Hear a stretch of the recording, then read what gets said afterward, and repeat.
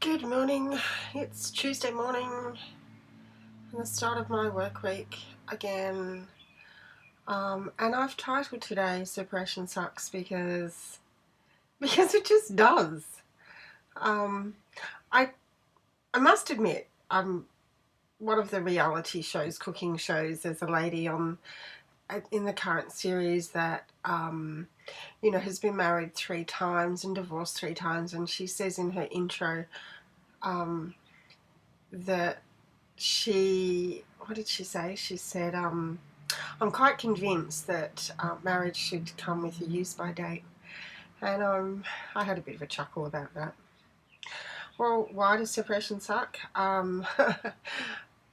The latest, I suppose, is that, I'm realizing that, when it comes to things that I need to go, like, in for my hospital visit. And when I was filling out the form for the hospital, which I haven't even finished yet, it says next of kin. And after 31 years of putting someone down, it's really hard not to think of them. And then who do you put?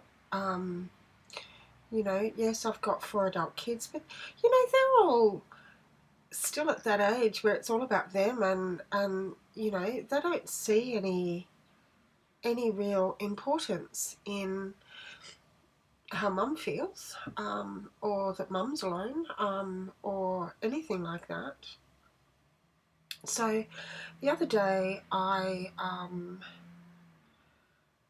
came home and told my youngest daughter, who's living with me, that I was going in for this operation and I needed her this Friday to take me in, and I needed her to pick me up the next day.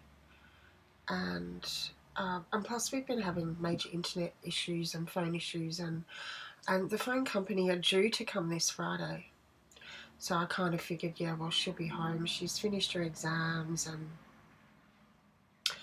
then on Sunday night or Saturday night, whenever it was, we were talking about, I had some friends staying for tea, and we're sitting at the table eating dinner, and my daughter says, "Oh, I'm not home Friday." And I don't know, it just, I just looked at her and said, "But I'm having my operation on Friday." And she went, "Oh, I forgot."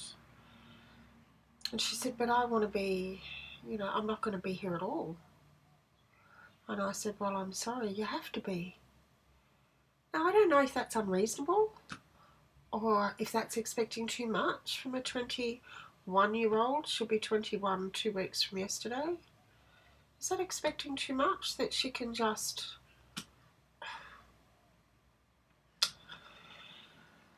I don't know. It's, I'm just feeling the pinch, I suppose, when it comes to, health things, and who have I got to rely on? If I can't rely on my kids, who are adults, then who do I have? So I have my friends, I guess, and I don't know, just something feels wrong somewhere, and I don't really know why.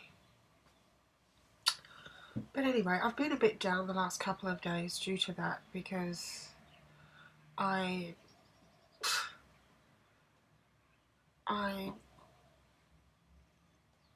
think I'm just really disappointed, I guess, that I'm not so much a priority in their lives, and I suppose I have to accept that. And it's hard. It's hard to accept that, you do anything for your kids, but when you need them, they're not there. They're just not there. What am I going to do in my old age? Take care of myself, I guess. So, yeah. So that's just a bit of my separation sucks today. So this is getting fixed and I'm so excited to be getting it fixed. I'm sort of dosed up on medication, and I've got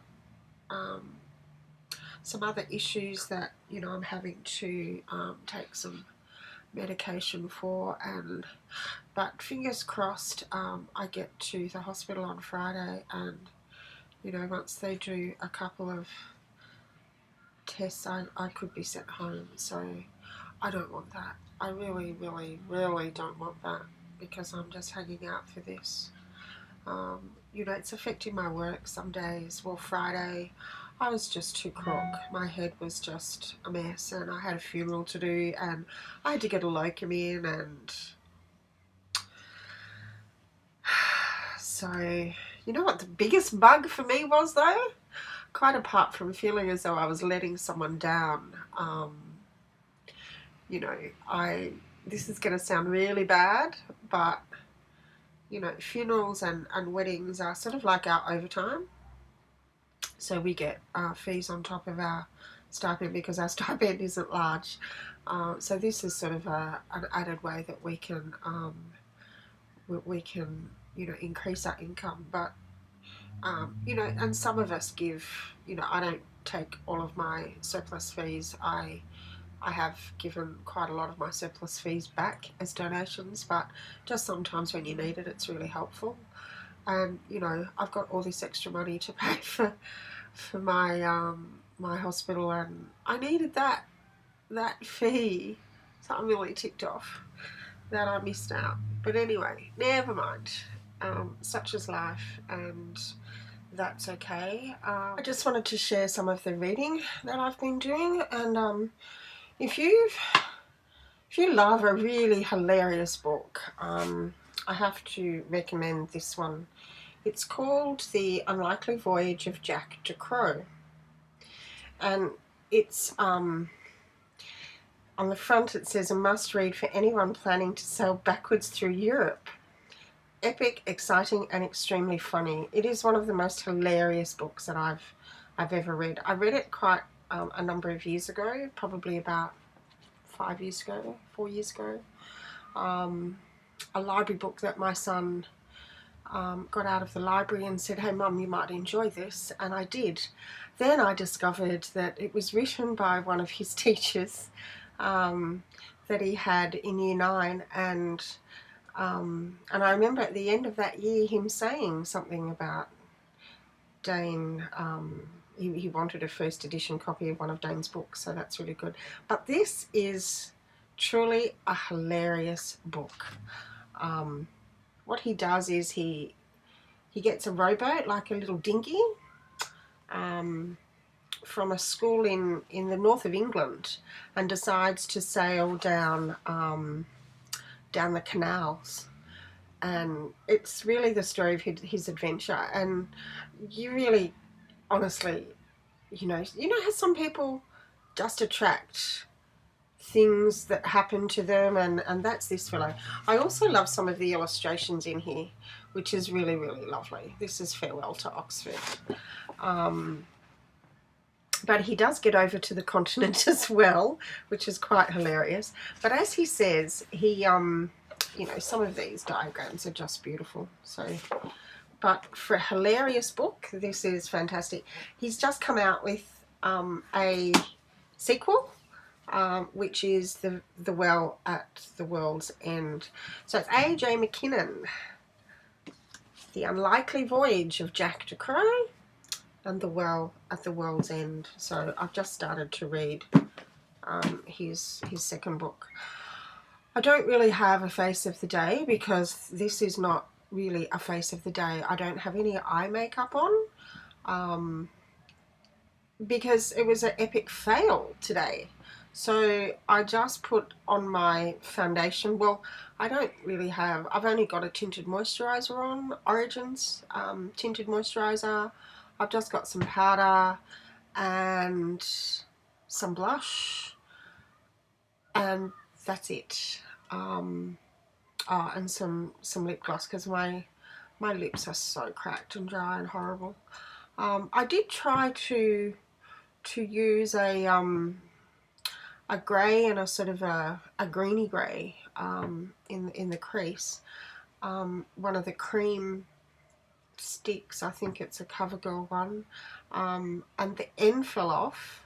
Then I had this really strong colour that just went everywhere, and I couldn't sort of manage to get it where I wanted it to go. So it was a disaster. So I just wiped it all off and thought, you know what, there's just no eyes today. So there's no mascara, no eyeliner, no eyeshadow, just foundation and lip gloss, and I think it can work. So I'm not going to be seeing that many people today, so it doesn't really matter. But yeah, you can see how the texture and the colour of my skin is improving with the treatments that I've been using. So I'll be doing a review in a couple of weeks on some of the new skincare that I've been using. So I've just run out of the Kate Somerville. Oh, love. But it's so expensive, and I've got a heap of other stuff that I just have to use up. So I'm going to do that because yeah, it'll be interesting to see. But I do think that the Kate Somerville eye cream has minimised the fine lines out here. But I've gone on to using some, what is it? Estee Lauder, the really expensive one, because it's a similar kind of a texture. So I'm just using that now, and it's maintaining it. So I'm happy. So there. Okay. That's all for me for the beginning of this week. Tuesday, the 25th of June. Catch you next time. Bye.